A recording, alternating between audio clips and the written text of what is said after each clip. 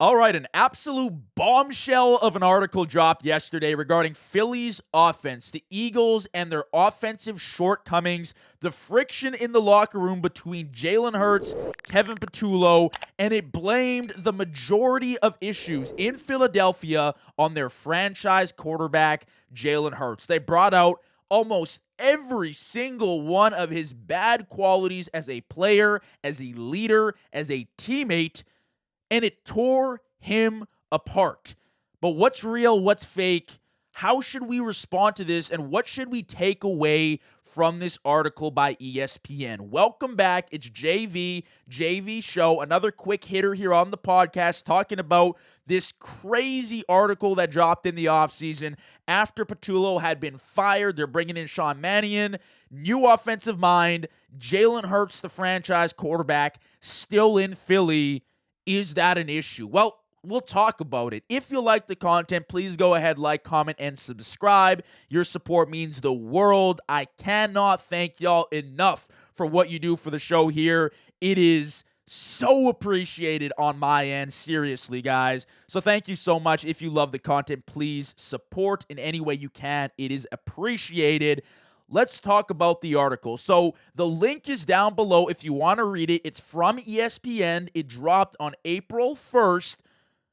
And according to ESPN, they interviewed more than a dozen sources to pull back the curtain on what's ailing an Eagles offense full of notable talent. That was stripped directly from the article by ESPN yesterday. Now let's talk about what the article covered, how they covered Jalen Hurts, and really what they bashed him for. In the article, it said Hurts has had a hand in the offense becoming calcified, according to several team sources who spoke to ESPN anonymously. So essentially, they're blaming Jalen Hurts for the offense becoming stale, boring, and just flat out being below average last year. If we're going to put it into a real perspective, they were just bad. They weren't what we expected, especially considering the talent that they had.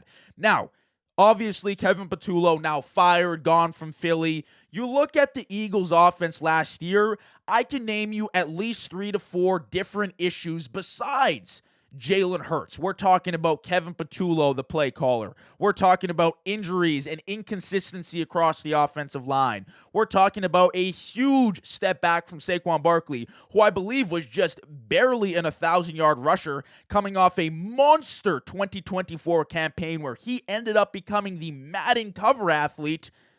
And we're also dealing with A.J. Brown, a diva in the receiver room who needs the attention, who was in the media all season long. But then you also have Jalen Hurts, one of the most controversial athletes in sports. You either hate him or you love him, and very few, like myself, are in between. Very few people say he's good, not great, not bad.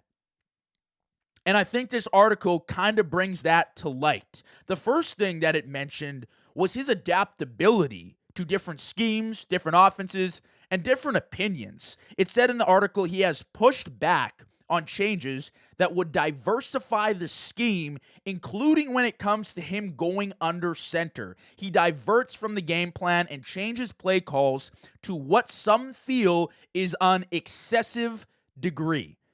Going under center is a huge part of the league. It can enhance your play action.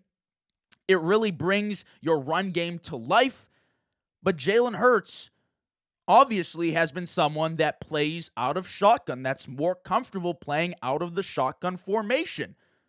That can be an issue for coordinators that want to adapt different schemes, different looking offenses with a bunch of talent in Philly. I mean, you look at the receivers they got, you look at the running back they got, the offensive line when it's healthy. That should be the expectation. It also said that their new offensive coordinator is looking to implement that Sean McVay, Kyle Shanahan type of offense with a lot of motion, a lot of under center play action, and Hurts just doesn't love it. He's not used to it. Kellen Moore, according to the article, tried to implement new offensive concepts that Hurts did not always embrace, and that included things like motions and shifts, which can be extremely beneficial for play callers, but even more so quarterbacks, to identify coverages and looks and blitz looks, etc., that you're getting pre-snap. All of that they pinned on Jalen Hurts. Now, I think it is a little bit excessive to go out and say Jalen Hurts has been the only issue. Like I said just a minute ago, there were multiple issues on this offense. But what I will say is that Jalen Hurts has definitely held back the offense with his skill set. Biases aside, I know Philly fans are insane and will support their quarterback to the death, as you should, but they take it to an extreme level. Everybody else understands that Jalen Hurts as a passer is very limited. And when you list his great qualities, well, he's got a great deep ball. He's got a great touch on the deep pass. Like we saw in the Super Bowl that they won, the dagger to Devonta Smith. Phenomenal football. Phenomenal spin. Phenomenal zip. Absolutely. Laid that thing out there right in the bucket. Ended the game. They won the Super Bowl. He got the credit. 100%. Holy crap, I'm knocking around my water bottle. He's also a versatile dual threat athlete. Can run the ball, can pass the ball. 100% opens up the offense. We've seen that with quarterbacks like a Lamar Jackson, like a Jaden Daniels. It adds another element, a scary element to your offense that you don't get with a guy like a Jared Goff, for example. But outside of those two characteristics, talent-wise, like player-wise, skill-wise, we're not talking about the intangibles now. There's not a lot left on the plate for me. I don't like a lot. I don't think he's great throwing across the field. I don't think he's particularly special with what his arm does. I don't think he's accurate necessarily all over the field. I think he's just limited. I think he lacks zip on the ball across the middle of the field. I don't think he reads and processes the field all that well, to be honest with you. Philly fans will say, oh, he's a great processor of the field. Look at this one audible he made in the Super Bowl, and he smiled at Saquon Barkley and said, you got this, buddy, and he ran to the end zone. Like, I don't buy that. You gotta understand that reading the field as a quarterback is an extremely difficult job to do at the NFL level. And from the numbers, the stats that the article pulled up, Jalen Hurts just hasn't been as efficient reading the field as Philly fans make it out to be. But that's fine, right? He's a deep ball passer. He can throw out to the perimeter. Phenomenal. He can rush the ball. Kind of sounds like a little bit of a Russell Wilson who tapered off in his mid-30s because the athleticism fades and all he can throw is the moon ball. Won a Super Bowl, by the way. Lost the Super Bowl. Wow, it's kind of ironic how similar they are. Maybe I should make a video on that. I don't know. I'll just leave that out there as a thought. Some food for thought for right now. Then they went into the attitude, the relationships that Jalen Hurts has built on the team and his attitude in the locker room and on the field. They said he had poor body language, he wasn't always bought in, and not the most coachable, and the players notice. Sources said the quarterback needs coaches who will check him and had way too many yes men around him in 2025. And the team sources described his relationship with Kellen Moore in 2024 as tense. Now, I will say something to back up Jalen Hurts here, because this is not necessarily a Jalen Hurts hate episode. I'm simply reacting to the article. What I will say is that in football locker rooms, tension is almost necessary, and it always happens. So don't be an idiot. Don't be someone that sits there and reads these stories and thinks that it's all sunshine and rainbows. There is real tension. There is aggression. It is not easy to manage relationships and be happy and smiling and jumping leaps of joy every single week of an 18-game season plus the playoffs. There will be tension.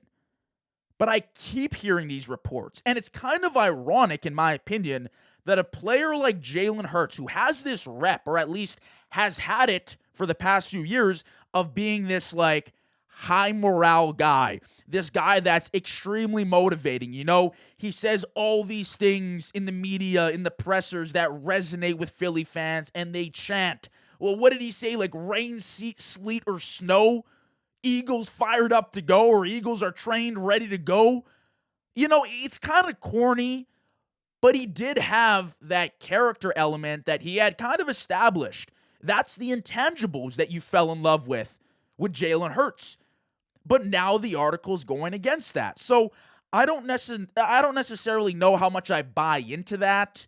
Philly gets a lot of bad coverage from the media, regardless if it's true or not. But I do think it's interesting that if these are truly internal sources that ESPN interviewed, they said more than a dozen people inside the building, like close to Jalen Hurts and seeing what's going on, that's also an issue because you're eliminating like one of 3 great traits that he has.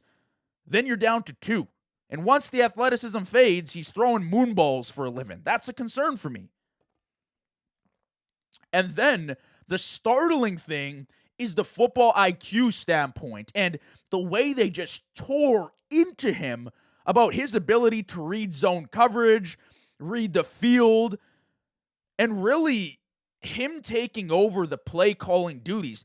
Philly fans are convinced that Jalen Hurts is the second coming of Peyton Manning, a field general. I said this last year on the podcast. They want him to be somebody so bad that he's not. A guy that stands in the pocket and just dissects a defense with no athleticism. That's just not who Jalen Hurts is. So I open up the article. Within the first few paragraphs, Jalen Hurts called the 4 verticals play in the wild card loss. Last play for the offense of the 2025-2026 season. Disaster. Now, to pin that all on Jalen Hurts, why wouldn't the offensive coordinator or the head coach step in or somebody else step up? The quarterback ultimately makes the final decision. But, I wasn't necessarily convinced at that point. But then they bring up the stats.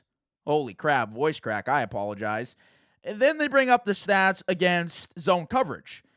And they said he was decent completing passes across, the middle of the field, outside of the field, all 3 levels against zone coverage. But then he got down to the red zone, and the numbers scoring TDs against man coverage skyrocketed. But against zone coverage, they were minimized. And he threw a bunch more interceptions facing zone coverage. Defenses started running a lot more zone coverage against Jalen Hurts because he can't read the field. Now, you can cherry pick stats, and I think it's unfair to say that he scores more TDs in man coverage when you don't know and understand the plan for defenses heading into games and how often they play man versus zone down in the red zone. Like, that matters as well. But the takeaway was that Jalen Hurts, as a processor of the field, I don't think was trusted by Kevin Patullo last year. I don't think was trusted by Kellen Moore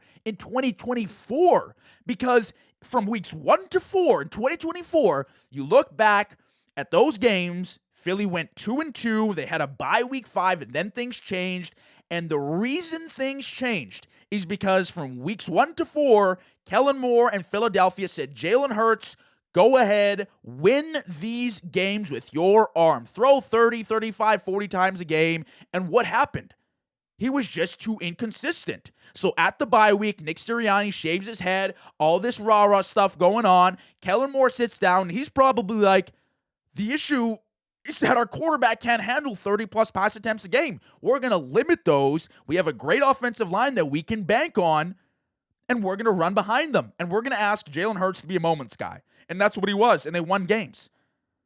But I think the second you ask Jalen Hurts to win games consistently, we're not just talking about one game, but like consistently win game after game after game with his arm, that's a problem. And his flaws start showing a lot more than they did when Saquon Barkley was rushing for 2,000 damn yards. And that was the issue last season when you really break things down. The offensive line, not healthy, inconsistent. Saquon Barkley, not nearly as productive as he was the prior year. The receivers not on the same page. Devonta Smith and Dallas Goedert, to their credit, had a great year. And also, Tank Bigsby had a great year, by the way, for the portion of time he was on the field. But that aside, it was like Jalen Hurts, go out and win us games. And he couldn't because his arm is just not elite. And then they say, obviously they bashed Hurts against zone coverage, as I mentioned. And then they also said, like, you never know what plays coming out of the huddle with Jalen Hurts. They kept referencing the fact that he calls his own offense. He calls whatever he wants. And at an excessive rate, like changing up play calls, mid-cadence, figuring things out, on the field, on the fly. And the suggestion of the article was that he's just not good at it. Or does it way too frequently and doesn't do it as well as guys, like a Joe Burrow or a Peyton Manning, like I mentioned. Because he's not a field processor, right? I think he's a moments guy. And listen, I think Jalen Hurts is a good quarterback. I think he's caught a lot of hate throughout his career, and I admire the fact that he's battled through tribulation after tribulation and climbed over hurdle after hurdle after hurdle, and he's won, and he's had a lot of success, and absolutely yes. But we have to also be honest with ourselves. When you isolate Jalen Hurts as a passer, as a player, because yes, he provides a lot in the run game, but I don't think it's like Lamar Jackson-esque. When you isolate him as a talent, what does he do well? Besides throw the deep ball and run. What does he do well? I would argue nothing. I would argue he does nothing besides those two things at an elite level. So when you're comparing guys like, younger, I just did my top 8 quarterbacks under the age of 28, 27 and under. I would much rather have a guy like Drake May. I would much rather have a guy like Caleb Williams, who might be inconsistent with his accuracy, but has the talent and has the upside with his arm to be phenomenal. I would much rather have a guy like Jaden Daniels, who I think is more polarizing as a rusher and is way more poised, calm, cool, collected in the pocket and delivers as a passer. I would much rather have a guy like Brock Purdy, who's had seasons throwing for 4,300 yards, leading the league in passer rating, who's shown time and time again that despite a lack of arm talent, by the way, he can actually process and read the field. So while I don't think it's fair to say Jalen Hurts was the only issue from this past season when we're discussing the Philly offense, because Kevin Patullo really did only run fades and hooks. Like, that was his offense pretty much. And runs straight up the middle with Saquon Barkley. And the offensive line was hurt, and that plays into things. And Saquon Barkley, you know what? Stunk for what they're paying him and what the athlete we know him to be. Stunk. And A.J. Brown and Devonta Smith also, well, A.J. Brown, I would say, was a diva. Devonta Smith played fine. But the focal point, the Jalen Hurts also holds the offense back. And that is something Philly fans miss. That is something they fail to recognize. And that's what this article is talking about. That's the main point, is that there are a bunch of issues, and there have been, that's fine. But Jalen Hurts, as a quarterback, has held this offense back. And we'll see what happens when the guaranteed money is up and when Philly has to make a decision. Because next year, like, it really is crazy to say, but it's a prove-it year. You just coming off a Super Bowl a year ago, 1 year removed from a champion, and it's a prove-it year now.